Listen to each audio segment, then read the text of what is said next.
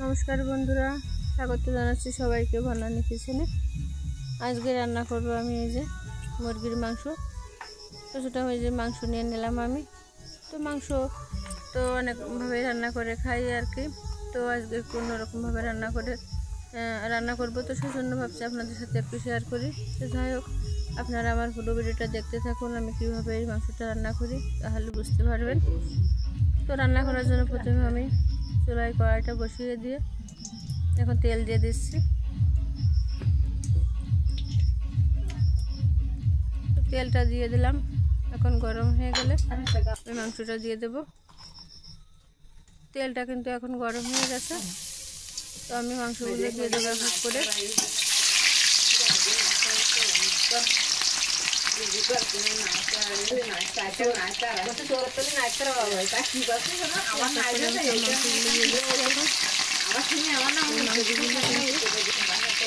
আগে ভেজে নেব আর কি। আমরা যে মাংস রান্না করি কষিয়ে নিতে কষিয়ে না, আগে আমি মাংসগুলো ভেজে নেবো। মাংসগুলো ভেজে নেবো একসাথে, কিন্তু অনেকগুলো দিলে মাংসটা ভেজে ভালো হয় না, তবে অল্প অল্প করে মাংসগুলো ভেজে নেব। আমার মাংসগুলো দেওয়া হয়ে গেল, আরও কিছু মাংসটা আছে আমি পরে দেবো। মাংসগুলো দিয়ে আমি একটু লবণ দিয়ে দিলাম। মাংস আর কিছু এখন দেবো না, শুধু লবণ দিয়ে মাংসটা আমি ভেজে নেব।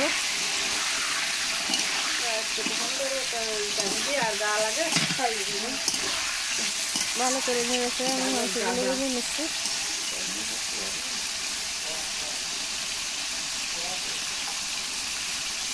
মাংসগুলো কিন্তু লাল লাল করে ভাজতে হবে, তাহলে কিন্তু খেতে ভালো লাগবে।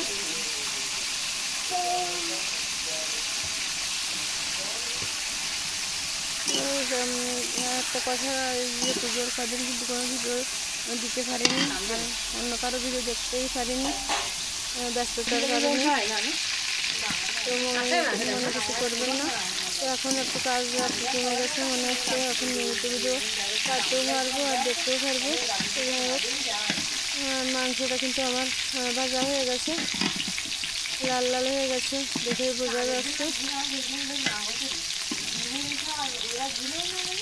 তো দু একটা আর কি একটু মনে হচ্ছে বাকি আছে, তো আমি সেই দু একটা আর কি উল্টে পাল্টে ভেজে নিচ্ছি। সবগুলো মাংসগুলো নড়াই ভেজে নিতে হয়। তো এখন কিন্তু মাংসটা আমার ভাজা হয়ে গেছে, আমি এখন মাংসটা তুলে নেব। তো মাংসটা তোলার জন্য আমি একটা হাতা নিয়ে নিলাম, হাতার সাহায্যে মাংসটা আমি এখন তুলে নিচ্ছি।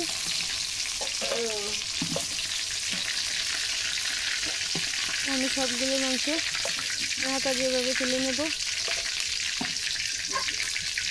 তো আমার মাংসটা তোলা হয়ে গেছে, আর এখন আমি যে বাকি মাংসগুলো আছে সেগুলো দিয়ে ভেজে নেব।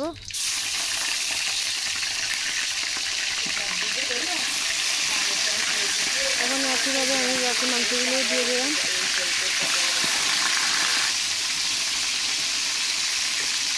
আর আগের মতনই শুধু একটু লবণ দিয়ে মাংসগুলো ভাজবো। তো আমি মাংসটা কিন্তু নেড়ে ছেড়ে ভেজে নিলাম, আর আমার মাংসগুলো কিন্তু আমার লাল লাল করে ভাজা হয়ে গেছে। তো আমার মাংসগুলো আমি এখন তুলে নেব।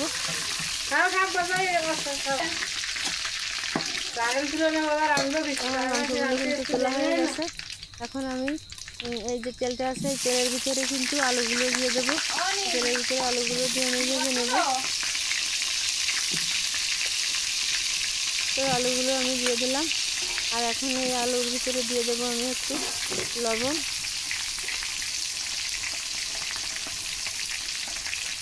লবণ দিয়ে আলুগুলো আমি লাল লাল করে ভেজে নেব।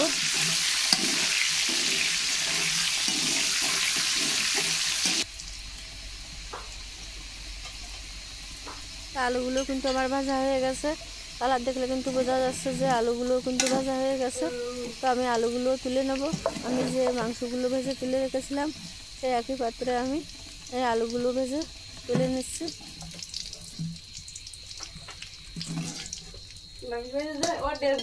আলুগুলো আমার তোলা হয়ে গেছে, আর কিন্তু তেল দেওয়ার দরকার হবে না, অনেকটাই তেল আছে। এই তেলে আমি কিন্তু মাংসটা রান্না করে নেব। তো এখন আমি দিয়ে দিলাম কয়েকটা জিরা। তো জিরাটা কিন্তু আমার ফুটে গেছে। এখন আমি দিয়ে দেবো এর ভিতরে একটু পেঁয়াজ বাটা।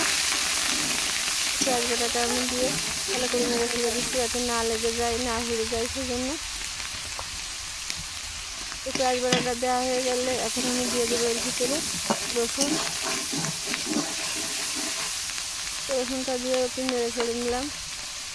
এখন দিয়ে দেবো আমি আদা বাটা, আর দিয়ে দেবো একটু জিরা বাটা। তো এখন সবগুলো মশলা দেওয়া হয়ে গেছে আমার। এখন আমি এগুলো কষিয়ে নেব ভালো করে।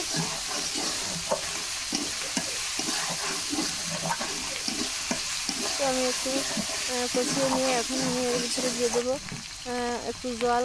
কারণ একটু জল দিলে আর কি লেগে বা পুড়ে যাওয়ার ভয় থাকে না, এই জন্য মশলাটা কিন্তু একটু জল দিয়ে কষিয়ে নিলে ভালো হয়। সেই জন্য আমি সামান্য একটু জল দিলাম। জল দিয়ে আমি এখন এই মশলাটা কষিয়ে নেব। এখন আমি দিয়ে দেবো এর ভিতরে একটু শুকনো ঝালের গুঁড়া।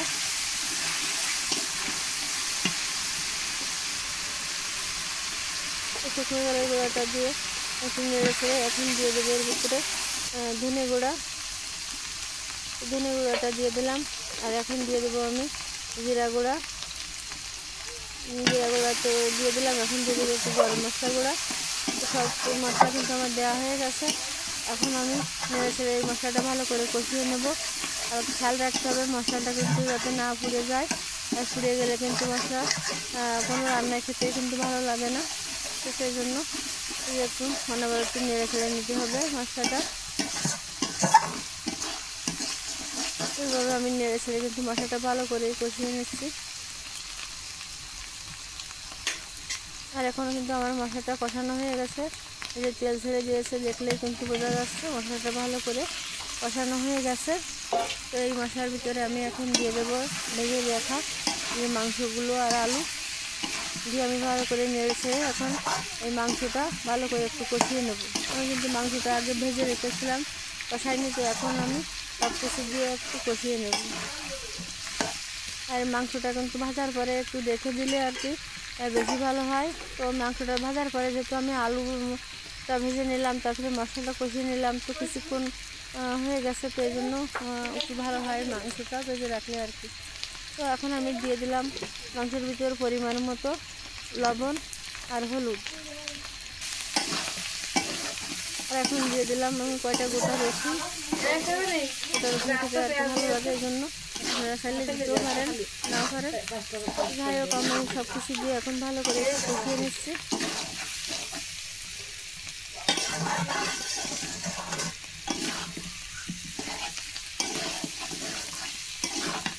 তো আমি এইভাবে কিন্তু মাংসটা বেশ কিছুক্ষণ ধরে কষিয়ে নিলাম। এখন কিন্তু মাংসটা আমার কষানো হয়ে গেছে। এখন আমি এর ভিতরে জল দেবো। তো জল দেওয়ার আগে আমি এই মাংসের ভিতরে দিয়ে দেবো আমি কয়টা গোটা পেঁয়াজ ফেলে রেখেছিলাম। তো এটাও কিন্তু অপশনাল, আপনারা দিতেও পারেন, নাও পারেন।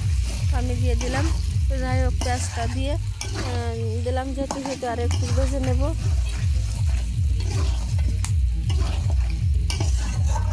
তো পেঁয়াজটা দিয়ে আমি আর একটু নেড়ে ছেড়ে নিচ্ছি। পেঁয়াজটা একটু কাঁচা ছিল, সেই জন্য একটু নেড়ে ছেড়ে নেওয়ার দরকার আছে আর কি, তাহলে কাঁচা গন্ধটা থাকবে না পেঁয়াজে। পেঁয়াজটা দেওয়ার পরে আমি বেশ কিছুক্ষণ কিন্তু একটু নেড়ে ছেড়ে কষিয়ে নিলাম। তারপরে আমি এখন পরিমাণ মতো জল দিয়ে দিলাম। জল দিয়ে আমি কিন্তু আজকে মাংসটা রান্না করবো না আর কি। মুরগির মাংস কিন্তু অনেকটাই নরম হয়ে থাকে, তো আর দেখে রান্না করার দরকার হবে না। তো আমি এইভাবে কিছুক্ষণ জাল করে নিচ্ছি, ঢাকা না দিয়ে। তো কিছুক্ষণ কিন্তু আমি জাল করে নিলাম। আর এখন এই যে ঝোলটা একটু কমে গেলে কিন্তু মাংস মাংসটা আর কি রান্না হয়ে গেছে। যেহেতু আমার আলুটা ভাজা, মাংসটাও কিন্তু আগে ভেজে তারপরে কষিয়ে নিয়েছি অনেকক্ষণ, সেহেতু মাংসটা রান্না করতে আর একদমই সময় লাগবে না। হয়ে গেলেই কিন্তু মাংসটা হয়ে যাবে। আর এদিকে আমার এই যে আলুটাও কিন্তু নরম হয়ে গেছে, নেড়ে ছেড়ে দিলাম। তো আমার কিন্তু এখন আলু মাংস সব কিছু কিন্তু নরম হয়ে গেছে।